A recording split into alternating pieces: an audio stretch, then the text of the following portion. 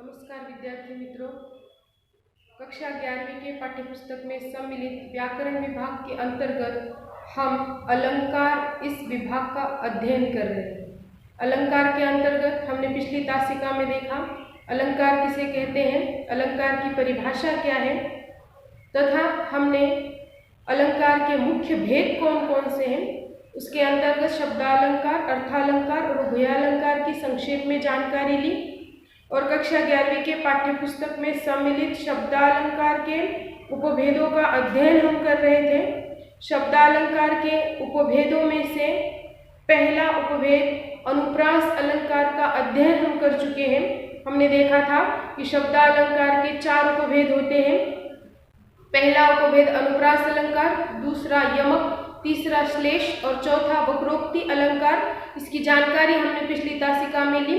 तथा अनुप्रास अलंकार किसे कहते हैं, अनुप्रास अलंकार की परिभाषा और उदाहरणों का स्पष्टीकरण हमने देखा, यानी अनुप्रास अलंकार का अध्ययन हमने कर लिया था। आज की इस तासिका में हम यमक अलंकार की परिभाषा क्या है, उसके उदाहरणों सहित स्पष्टीकरण हम देखने जा रहे हैं। तो आज हम देखेंगे अलंकार घटक के अंतर्गत हम यमक अलंकार का अध्ययन कर रहे हैं। यमक अलंकार, यमक शब्द का अर्थ है दो या जोड़ा। यमक अलंकार की परिभाषा है कि काव्य पंक्ति में जहां पर एक शब्द की आवृत्ति 2 से अधिक बार हो और हर बार उस शब्द का अर्थ भिन्न हो, वहां पर यमक अलंकार होता है। जैसे कि हमने देखा कि काव्य में एक ही शब्द की आवृत्ति 2 बार हो और हर बार उस शब्द का अर्थ भिन्न हो, वहां पर यमक अलंकार होता है। अब उदाहरण के द्वारा हम इसे समझने की कोशिश करते हैं। पहला उदाहरण है कणक कणक तई सौगुनी मादकता अधिकाय, इहि पाए बौराय नर उहि खाए बौराय। यहाँ पर हम देखते हैं कि कणक कणक तई सौगुनी मादकता अधिकाय, इहि खाए बौराय नर उहि पाए बौराय। यहाँ पर कणक इस शब्द का प्रयोग 2 बार हुआ है, यानी एक शब्द की आवृत्ति 2 बार हुई है और हर बार इसका अर्थ भिन्न है। वो किस तरह, ये हम देखते हैं। बिहारी जी द्वारा रचित यह काव्य पंक्तियां है और यहाँ पर बिहारी जी कहते हैं कि कनक यानी कि सोना, और यहाँ पर दूसरा जो कनक शब्द का प्रयोग हुआ है उसका अर्थ है धतूरा। बिहारी जी हमें यह समझाने की, इस पंक्तियों द्वारा समझाने की कोशिश कर रहे हैं कि धतूरे से ज्यादा मादक सोना होता है। कैसे? तो धतूरे को खाने के बाद व्यक्ति, नर मनुष्य पागल बन जाता है। खाना खा लेगा जब धतूरा हो, तब जाकर वो पागल बनता है।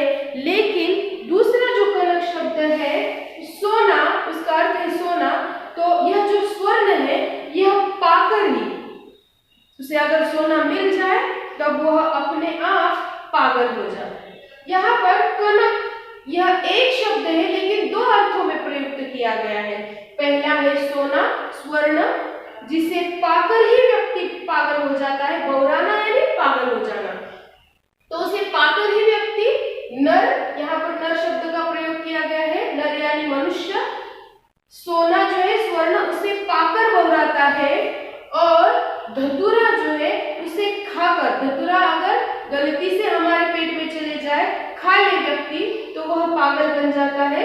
इसलिए यहाँ पर कहा गया है कि धतूरा से भी ज्यादा मादक सोना होता है और इसलिए अगर सोना प्राप्त हो जाए तो मनुष्य बौराया जाता है, पागल बन जाया जाता है, जबकि धतूरा खाने के बाद व्यक्ति पागल बनता है। उदाहरण क्रमांक 2 हम देखते हैं। उदाहरण क्रमांक 2 के अंतर्गत कवि भूषण छत्रपति शिवाजी महाराज की वीरता का वर्णन करते हुए कहते हैं कि 3 बेर खाती थी वे 3 बेर खाती है। यहाँ पर 3 बेर खाती थी वे 3 बेर खाती है, बेर शब्द का प्रयोग 2 बार हुआ है और हर बार इस शब्द का अर्थ भिन्न है, सर्वथा भिन्न है। कैसे? तो पहले बेर का अर्थ है समय और दूसरे बेर का अर्थ